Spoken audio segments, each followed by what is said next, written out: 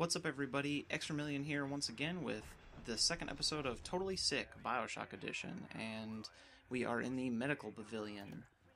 This is the first real level. It takes off all your training wheels, so to speak, and just like every other level in the game, it's essentially one long fetch quest where you'll start really close to the exit, but for a variety of different contrived reasons, you'll have to wander the level and find a key or kill some guy, and then you can finally leave. It introduces you to a lot of new concepts, like, as you can see here, I'm hacking this, which basically you just play this pipe game where you redirect water flow or liquid flow. These splicers that are in this area are under a scripted fight, so you can basically just ignore them. Walk up here, flip this switch. There's a splicer that spawns behind you in here, but I pretty much avoid her and flip the other switch. But yeah, you can hack pretty much every machine in the entire game. There's first aid stations, turrets, bots, vending machines, ammo machines. Pretty much anything can be hacked. I've never been able to get out of that door before those splicers show up, so I kind of just back up and then let them come to me instead of getting hung up on them. It was not as easy as it looks to just kind of run through this level. I almost die several times, although this being the medical pavilion, you can kind of disregard your health since there's so many first aid kits everywhere. But it took me around 3 hours of constant running and recording to get a run that was quite as good as this one, because pretty much until I get Wrench Jockey up here, I shouldn't fight anyone because it takes too long. Gotta beat down this first aid station so I can get some health. But that's pretty much the gist of this, is pick up all the tonics that I need, and then kill Dr. Steinman and a Big Daddy, and then just leave. Tonics are going to be my savior in this game.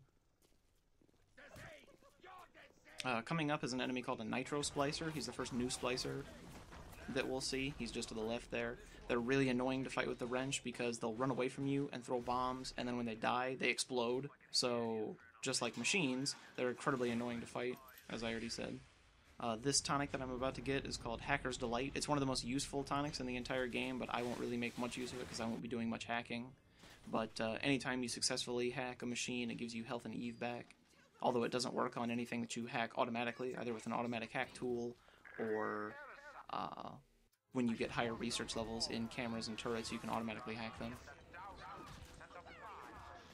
I just grabbed Incinerate, and obviously that room was designed so that you would just light all the splicers on fire with Incinerate with that oil slick, but I just use it to melt this ice that's down here. Then switch to Electrobolt, and miss the door like an idiot. Then proceed to get totally wasted off of this beer, drink some coffee real quick, and grab an automatic hack tool. There are several safes in this game. All of them are incredibly hard to hack, so I use automatic hack tools for the ones that I do hack.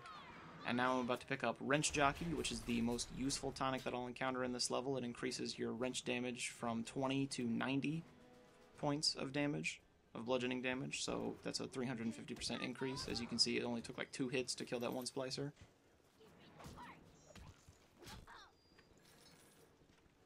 I'm also not sure what's up with this lower area, but there's like 3 different dental places, or places that you can get your teeth done. Pick up some first aid kits from this body, but I guess dentistry was a real booming industry in Rapture for some reason. Now you can see it only takes 3 hits to break that first aid station. Hack this safe real quick. I pick the safes to hack because they usually carry a lot of money and first aid kits. This is where you pick up Telekinesis, which I will replace Incinerate. I don't go back through that little door that I came in, because if you do, a splicer will spawn. So I just crouch out of there and then go around. And now that I have Telekinesis, I'm pretty much done with this area. I can just leave and go fight Dr. Steinman. Or no, wait, I have to go pick up Speedy Hacker, which is a tonic that allows me to... Getting shot by a turret there. Which is a tonic that allows me to slow down the flow when I'm hacking by 1.5 seconds per tile. If you didn't know, that's a scripted event too, where the room fills with smoke and then that splicer spawns right behind you. Grab another hack tool. In this door, and then I can leave. Go fight Dr. Steinman. Dr. Steinman is a red version of a leadhead splicer. That's what his type is. He's basically a red version of that guy. Only he carries a Tommy gun instead of just a handgun. Later on in the game, all the splicers get upgraded to their second versions, and all the leadhead splicers will have machine guns. So basically, Dr. Steinman is just a red leadhead splicer with about 2,800 health, so he just has a bunch of health, so it takes like 30 wrench swings to kill him. There he is right there. One of the easy ways to fight him is to leave a first aid station intact and then beat him to death while he tries to use it, because you can destroy it so easily. Use telekinesis to clear that debris. That's pretty much the only time you'll ever need telekinesis in the game, at least as far as I remember. Dr. Steinman is talking, and he sends a security bot to fight you, which is really annoying, because like all machines, they explode when you destroy them while it's shooting at you. I can't just electrobolt it and zap it to the ground. After I kill it, I'll wander down this hallway and avoid this turret, and then I'll pick up the last tonic, which is called Static Discharge, which, whenever you get hit by a melee attack, it emits this like big electrical burst that hits in a radius around you and does 30 points of electric damage, and it has a 15% chance of stunning an enemy as if you hit them with Electrobolt 1, which is pretty cool, because any enemy hit or under the influence of Electrobolt, or any effect that's like it while they're stunned, the wrench does 4 times as much damage. That's me failing to hack the safe because I accidentally didn't use my hack tool. Get more money and first aid kits. That's pretty much all this level is money and first aid kits. Just money and all the stuff for the rest of the game. Fight this turret, because if I don't, it'll try to kill me while I run down the hallway. Destroy this first aid station, or health station. And here's Dr. Steinman. As you can see, he's gone kind of fucking crazy bananas from all the splicing that he's done to himself.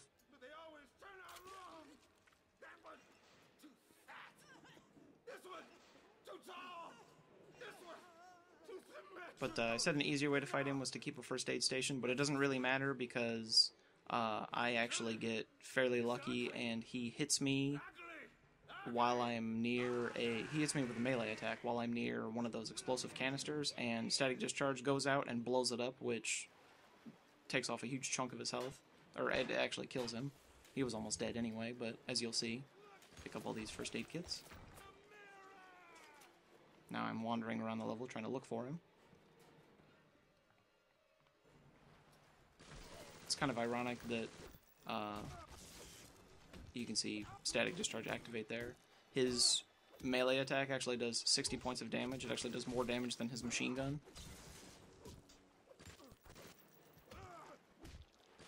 You can see he takes quite a bit of damage, even with Wrench Jockey.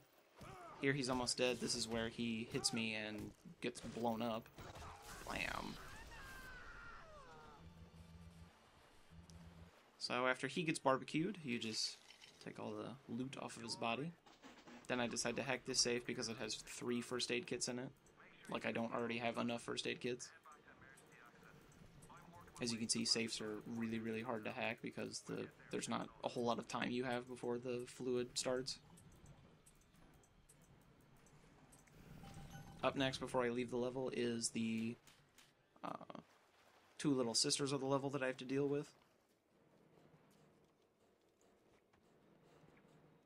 Unfortunately, I make a mistake and I harvest the first one, but I rescue the second one because of a sort of controller malfunction that I'll describe when I actually get to the fight. It doesn't present too big of a deal, because if I harvest one Big Daddy, then rescue one, then harvest the next 7, I'll end up with 1,360 Atom, and I only need 1,352 for everything that I need.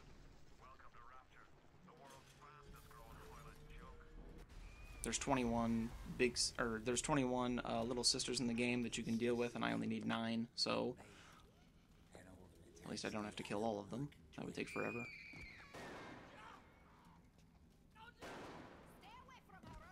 Rescuing little sisters does give you quite a few nice benefits, like the Hypnotized Big Daddy Plasmids, so you can get them on your team. It gives you some rare ammo for the weapons. It gives you Armored Shell 2. It's the only way to get Armored Shell 2, but I would have to kill, I think, like 15 Big Daddies to actually get that. It's every third little sister gives you a gift, and the 5th gift is Armored Shell 2, so it's not really worth it.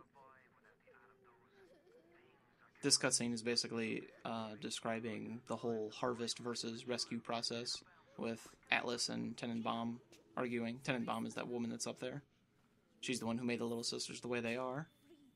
As you can see, her character model is basically just a Baby Jane splicer, only not quite as fucked up.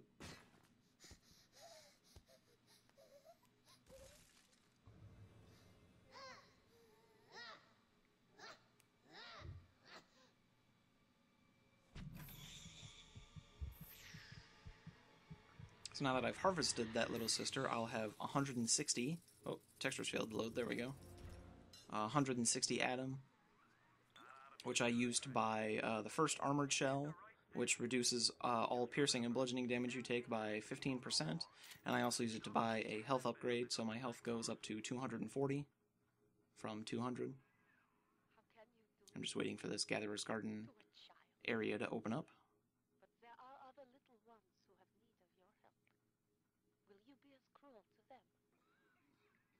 Yeah, I'm a monster. Whatever.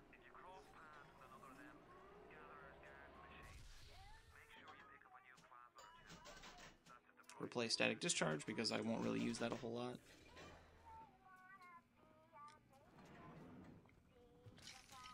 Yet another first aid kit. Beat these guys down.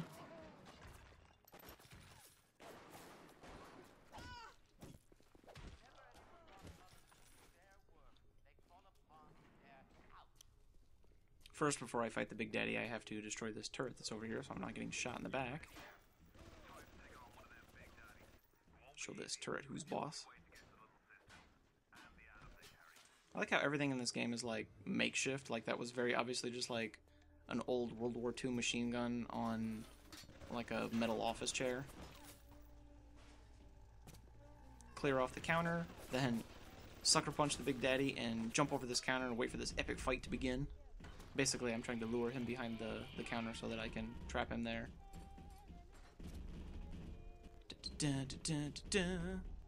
Alright, as you can see, he hit me and it almost killed me in one hit. That's how powerful they are.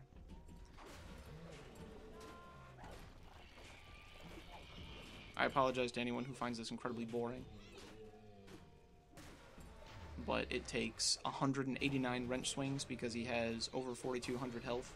And the wrench only does like 22 damage to him because all Big Daddies take a fourth of all bludgeoning damage you could possibly do to them. Gotta show off my sick combos.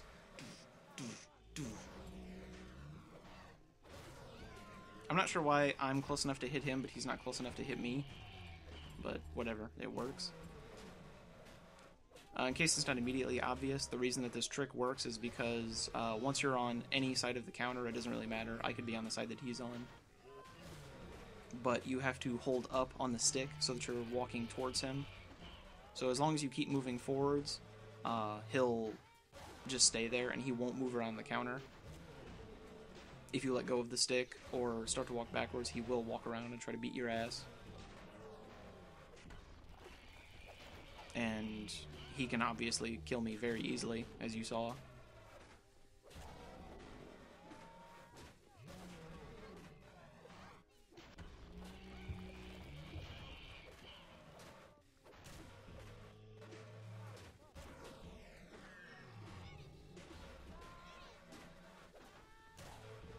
I promise the next couple of Big Daddy fights shouldn't be quite as boring, except for maybe the next one. I may have to kill a Big Daddy earlier than I intend to in Neptune's Bounty, the next level, because I accidentally rescue this little sister instead of harvesting her. I hit Y to jump over the counter, but apparently I was close enough to have the prompt come up, so instead of hitting Y to jump over the counter, I rescue her instead, which really sucks. I was so pissed.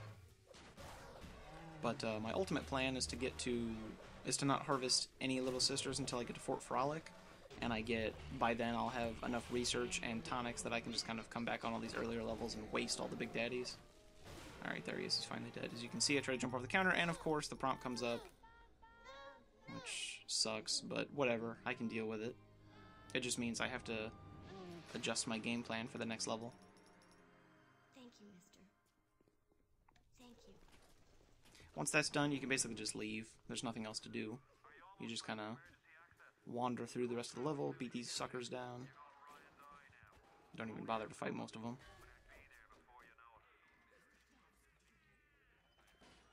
Just wander up here, use the key that Dr. Steinman gives you, and then you can take the bathysphere to the next level. Security alert deactivated. Thank you for your patience. Grab some money out of this little thing right here. And the reason it takes me so long to select Neptune's Bounty off of this is because you have to select it with the D-pad instead of the analog stick, so I just sit there like a moron. But other than that, we are all done, and I will see you guys next time on Level 3, Neptune's Bounty.